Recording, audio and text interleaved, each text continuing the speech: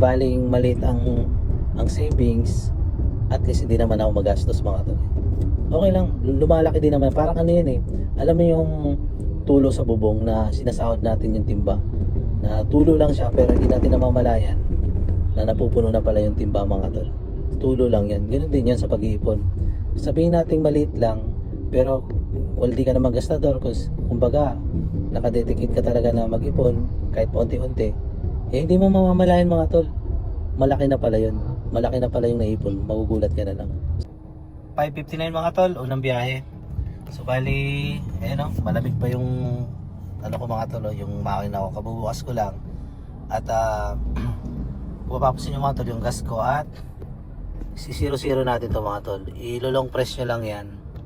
Pag long press nyo yan, magsi 0-0. So dito natin makikita at mamamonitor yung takbo ng ate Sasaki kung ilang kilometro at magkano ang kinita natin. So yung gas ko mga tol, kalahati lang. Hindi muna ako nagpo-full tank. So bali, unang biyahe natin ay 461 papuntang Terminal 3. Punta Terminal 3 ang mga tol. Layo pala pala yun, Terminal 3 oh. Yun, tapos dito makikita natin yung pila. May pila dito mga tol eh. Sa airport, meron kami terminal dyan. So, ipapakita ko sa inyo kung ano nga ba sistema rito sa Terminal 3 Airport. Eto na mga tol, unang biyahe ngayong araw ng Lunes. Samahan nyo ako. Bali ang diskarte ko kasi mga tol, di ba nandito ako sa Rizal, ang siniset ko, di ako nang papuntang Calamba, tapos maraming pumapasok na opportunity. Yun, doon ako namimili ng biyahe mga tol. Ang gusto ko kasi sa unang biyahe ko malaki, nasa 500 o 400 plus. Pangit naman kasi kung unang biyahe mo nasa 100, di ba? 200, di ba? Kaya nagsiset di ako at naka-on yung auto opportunity ko at doon namimili ako mga tol. Pwede kang mamili doon mga tol, no problem yun. At samahan nyo ako, tapos papunta tayo ng airport. Bali ang mangyayari, titingnan natin kung ano nga ba sistema doon. Meron daw kaming pilahan doon eh. Kaya papakita ko sa inyo mamaya mga tol. First time ko rin pumila doon sa airport. So yun lang mga tol, 7:05 mga tol, nandito na ako sa Terminal 3 Airport mga tol. So bali, so may pumasok sa akin mga tol, 400 naka-cash. At papunta ito ng Muntinlupa. Ayun o, Muntinlupa mga tol. Tapos ang kagandahan na ito mga tol, dito ko pupuntahan. Nag-message sa akin eh. Ayun o, number 2, choose pick up A1 with your driver receive pick up location. Number ano ako mga tol, binigyan ako ng number A11. Ayun o, A11 ako mga tol. Punta daw ako doon mga tol. Tara, samahan nyo ako. Eto mga tol, samahan nyo nga pala ako pumikap ng pasahero. May bago kasing pick up point dito para sa mga grab driver. Ang kagandahan nito mga tol, hindi ka na may ipit sa traffic. Opo, may booking po kasi eh. Palagyan namin sa dashboard sir. Kasi, opo. May mag-ask po dito user manager. Thank you po. Ito na mga tol, papasok na ako dito sa may entrance. Napansin nyo kanina, may mga nag-guide dito ng mga taga-grab. Alam nyo ba mga tol, malaking aluhan po sa aming mga driver to. Kasi hindi na kami iikot ng 3 km away papuntang arrival. Ngayon kasi kapag nagbaba ka na ng pasahero sa departure, automatic mga tol, bababa ka lang dito sa may base parking. Tapos pagdating mo dito, pipick up ka na lang ng pasahero. Ngayon, halimbawa, hindi pa kami napasukan ng booking, walang problema sa amin yung mga tol. Meron na po kami ditong waiting area. Siguro magandang paraan na rin to para hindi na kami pakalat-kalat sa labas. At maging pabor din ito sa mga pasahero mga tol dahil mabilis na namin silang mapipick up. Yung tipong hindi na sila mag-aantay ng matagal. Bali pa lang pipikat dito kami. Kaya nalilito ako. Kuya, ano prefer nyo? Cash or card? Mas maganda cash ma'am. Opo. Alam nyo na naman po yung sasanahay ka. Sa Muntinlupa. Bali magkano tayo ma'am, Skyway? Sige po, may additional ba dito? Opo, may ano ma'am. Yan dito? Opo, i-add ko na lang ma'am. Check po. Pero kaso wala akong internet eh. Kayo na lang mag-check sa ano po. Kailangan ba ng internet? Di, ako lang po. Makaka-reply din ako. Bali dito sa apps, i-ano ko na lang. I-add nyo na lang. Opo, i-add ko na lang. At sa pag-exit naman mga tol, napakadali lang naman. May mga signage naman dyan at may mag-guide sa'yo. Yun na nga, nakalabas na kami ng Terminal 3 Airport. Ang bira mga tol, tuwan-tuwa yung pasahero ko mga tol. Sabi niya, ang ganda daw ng sistema ngayon kumpara dati. 8:07 mga tol. Nabababa ko na yung pasahero ko at meron siyang toll na 213. Siya po ang nagbayad dyan mga tol. At ang bill niya ay 735. So complete na natin at may panibagong booking tayo mga tol. Hindi nga lang ako pambira. Yan, panibagong booking mga tol, papunta, ang akin ay 522 cash. Papunta siya ng Makati mga tol. Ayan, Skyway to, automatic to mga tol, Skyway. So punta na natin, pangatlong biyahe mga tol. Hiningal ako. Lalaki no, puro long ride yung pasahero ko ngayon, tapos ang daan Skyway. Kaya mabilis yung biyahe mga tol. Yung pasahero ko kasi mula airport papunta dito sa Susana, Muntinlupa. Ngayon, yung kasunod na pasahero ngayon na pipick upin ko mula dito sa Susana, Muntinlupa, papunta naman ng Makati. So tingin ko mga tol, pagdating doon medyo manggugurami na naman tayo doon, mga pa isa-isang daan. Dito kasi ang pinaka the best, south. Wala nang pinaka the best na biyahe mga tol, mapaaraw gabi. Dito talaga sa south mga tol. 9:07 mga tol, at nandito na tayo sa Makati. At i-drop na natin ang ating passenger, 890 ng kanyang bill kasama ang toll, siya po ang nagbayad niyan. At drop off na natin. At meron na tayong kasunod na booking mga tol, 75 pesos. Pwede na yan, malapit lang naman ang pick up eh. Ayan o, 110 meters lang naman. Pwede na yan mga tol. Wait lang, tumatawag yung customer. So yung mga tol, nandito ako sa Makati. Bali, wala nang pumasok mga tol oh. Alas 9. Ayan oh, 9:17 mga tol. At kumita na tayo ng 1,458 mga tol. Yan, punta tayo ng Makati Ave mga tol. Tapos pag wala pa rin pumasok doon sa Makati Avenue, tawid tayo ng Mandaluyong. So yun lang po ang tanging paraan para pasukan tayo ng booking mga tol. Mahirap kasi mag-stay dito at magpaikot-ikot dito dahil yung mga pasahero dito mga tol ay nakapasok na sa kanilang mga trabaho. At nga pala mga tol, 26 minutes na lang malalaman natin kung makukuha ba natin yung incentive na 400 pesos o hindi. So abangan natin mga tol. So yung mga tol, nandito ako sa Paranaque, dito ako kumain. Yung karinderya na dyan, sarap na kainan dyan mga tol. Kumain ako dyan. Bali, nakaano tayo mga tol, 1703.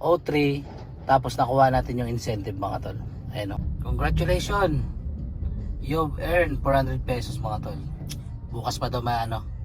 This amount will be credit. This amount will be credit to your cash wallet by tomorrow. Bukas pa mga tol. So ang gagawin ko, online na ako mga tol yan. Sana makakuha ko ng ano. So ayun mga tol, pinasukan ulit tayo ng booking oh. Kakapasok lang. Yun, kakapasok lang mga tol, 412 mga tol, dito lang ang pick up oh, 580 meters. Tapos papunta ng Bacoor mga tol. So yun mga tol, pinasukan tayo ng papuntang Bacoor. At puntahan na natin, baka mag-cancel pa. 11:31 at nandito na tayo sa drop off location, naka Grab Pay. May ng signal ah. At meron siyang 35 pesos na toll. Yun. Bali 580 po ang binayaran. So ayun na mga tol. Nandito na tayo sa Bacoor. Yan, bali kinita natin ngayong araw 2,115 mga tol. Yun. So bali ang gagawin ko mga tol ay magabang-abang tayo ng pasahero. Sana makakuha tayo mga tol. Alas 11:30 na mga tol. Sana makakuha tayo ng pauwi. Parang ano na to mga tol, dire-diretso na to pauwi. Bali nag-set destination na ako para hindi na ako pasukan palayo. Ngayon, paano kung halimbawa may pumasok dito na malapit? Pwede din naman. Pag naka-set destination ka po at naka-on yung job opportunity mo, matik sa'yo pa rin papasok yan. Ganun po mga tol. So sana makakuha tayo ng pabalik at babalitaan ko kayo mga tol kapag nakakuha ako ng pabalik. So yun lang mga tol,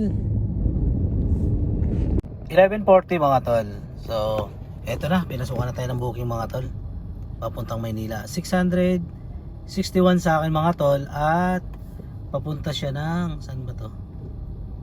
Ayun o, papunta ng EDSA mga tol. EDSA, papuntang Mandaluyong. Cityland Tower Show mga tol, Boulevard. Sa EDSA show siya mga tol. So ayan, punta na natin mga tol. So ayan mga tol, andito na tayo sa Mandaluyong. 10 3 na PM. Bali, dadrop off ko ng aking passengers, cash ang binayad. Meron siyang toll na 80 pesos at i-complete na natin. Yun. Natin kung magkano kinita natin mga tol. 2,700 mga tol. 2,700 ngayong Monday. Ayan. So yun mga tol. So yun na nga mga tol. Andito na tayo sa Mandaluyong show. Bali, naka 27 na tayo. 27:76. Ang oras ay alauna pa lang mga tol. Naka 27 na tayo, no? Ipa-plus pa natin yung ating incentive. Di magiging 27 to 31. 31 mga tol. Tama. 31, 27, 31. Tama, 31. So yun mga tol. Abang-abang ulit tayo ng pasahero mamaya. Magsiset din ako pa uwi mamaya mga tol. 2:42 na mga tol. At ang naitakbo na natin ay 154.8 km mga tol. Tapos yung gas natin, no? 2 bar na lang. Bali mga tol, nandito nga pala ako sa Quezon City at nag-set din na ako pa uwi mga tol. 2:42 na, no? Bali ang kinita ko ngayon mga tol ay 3,327. Hindi pa kasama yung incentive dyan mga tol o yung bonus. Yun na nga mga tol. Ang gagawin ko ngayon, gagapang ako dito sa sa may Pakubaw. Kailangan ko kasing gumapang kasi mag-alas 3 na. Alam niyo naman, pag mga ganitong senaryo mga tol, talagang lumulupit na po ang traffic niyan mga tol. Kaya ang gagawin ko, gagapang ako ng papuntang Green Hills o kaya papuntang SM Mega Mall mga tol. Maraming pa uwi doon. Yun. So yun lang mga tol, sana makakuha ko ng pasahero pa uwi. Eto na mga tol, pinasukan na nga tayo. 241 sa akin mga tol. At papunta ng Podium. Malapit sa SM Mega Mall mga tol. Ayun. Doña Julia Vargas. Andito yung SM Mega Mall no. So yun, punta na natin mga tol. Tama-tama, 241. Ang niya, ang distansya niya ay 700 meters, 2 minutes ang itatagal para ma-pick up yung pasahero. So ayan, puntahan ko na mga tol, baka makuha pa ng iba. Ito na mga tol, andito na ako sa SM Mega Mall at nakakuha na ako ng pasahero mga tol. Pauwi po ng Taytay. Ito po yung SM Mega Mall Building B. Building A. Sa kabila pa rin Building B. So yung mga tol, pinasukan tayo mga tol. Ito mga tol, pinasukan tayo dun sa may Robinson Galleria. Bali 453 sa akin. At papunta ng Taytay mga tol, no? Papunta ng Taytay mga tol. Taytay, no? Taytay Diversion Road, yan. Diyan tayo papunta, malapit sa Tikling. So puntahan na natin mga tol, pauwi na. 4:44 na mga tol at nandito na tayo sa ating drop off location. Drop na natin. So bali, may pumapasok pa, magpapatay lang ako ng apps mga tol. Patay lang ako ng apps. Yun, hindi na kasi ako babiyahe. Andito na ako sa lugar namin sa Taytay mga tol. Bali, kumita tayo ng naka 4,000 tayo mga tol. Grabe, 4,000 pa lang kinita ko ngayon. Naka 4,000 tayo mga tol. I-plus natin yung incentive o bonus na 400. Di na nakabali 4,400 tayo mga tol. 4,400. Sa 4,400 na naibiyahe natin mga tol, ang tinakbo natin ay nasa 175 km mga tol. Tapos yung gas natin, bali magagas ako mga tol 1,000. Tara, pagas muna tayo. Ang kinita natin ay 4,400. Babawasan natin ng 2,000 pang gas at pang hulog ng sasakyan at maintenance. Di ang matitira sa kanya ay 2,400. Ngayon, babawasan naman natin siya ng 500 para sa bahay. So bali, meron tayong savings na 1,900 mga tol. Savings na 'yun, no? Ayos. Ang laki ng savings natin mga tol. Sa 11 hours na biyahe mga tol. Grabe, di ako makapaniwala. Lalo na siguro yung iba na may mga motor. Lalo na siguro yung iba mga tol na kumikita ng 5,000, 6,000 a day. Pero 15 to 16 hours ang biyahe nun, bubugan yun. Kaya ko ng ganun mga tol. Okay na to sa akin. Di baling maliit ang savings, at least hindi naman ako magastos mga tol. Okay lang, lumalaki din naman. Parang ano yan eh. Alam mo yung tulo sa bubong na sinasahod natin yung timba. Na tulo lang siya pero hindi natin namamalayan na napupuno na pala yung timba mga tol. Tulo lang yan. Ganun din yan sa pag-iipon. Sabihin natin maliit lang pero di ka naman gastador kumbaga nakadedicate ka talaga na mag-ipon kahit paunti-unti. Eh hindi mo mamamalayan mga tol. Malaki na pala yun. Malaki na pala yung naipon. Magugulat ka na lang. So parang ganun lang na nag-iipon ka ng tubig. Kasi pag isipin mo pag nag-iipon ka ng tubig, binabantayan mo, parang ang tagal. Ganun din sa pag-iipon eh. Mag-ipon ka lang, savings mo, ganyan. Tatapos mo na yung obligasyon mo sa sasakyan, sa bahay. Meron ka na itabi, hayaan mo lang. Magugulat ka na lang mga tol. Ang laki na pala ng pera mo. Ngayon, pag malaki na yung pera mo, doon ka na mag-isip mga tol. Pangit naman siguro kung tatanda tayo dito sa pagmamaneho mga tol eh. Siyempre hindi habang panahon malakas tayo. Diba? Darating din ang panahon na manghihina tayo at hindi na natin kaya magmaneho mga tol. Ayoko kasing marami ako nakikita na ng mga taxi driver na mga ilan-ilan na matanda na 60, 70 years old, pumapasada pa. Minsan nakikita ko sila mga tol pag bumabiyahe, nakagano no? Parang inaantok. Nakaganon sila. Sana ipahintulot ng Panginoon na bigyan ako ng lakas para makapaghanap buhay, makapagpundar habang bata, at dumating ang araw na yung hindi na tayo, meron na tayong income na papasok mga tol. Alam nyo na yun kung ano na yung mga tol. Yung papasok na lang na hindi ka naaasa sa mga anak mo na mabigyan. Kasi minsan yung iba umaasa na mabigyan, pag hindi binigyan magtatampo. Siyempre naman nakakatampo naman talaga yan, lalo't kailangan mo hindi ka bigyan, di ba? Lalo't alam mo naman yung anak mo may pera. So ayan lang mga tol, pauwi na ako. Ingat kayo dyan, God bless.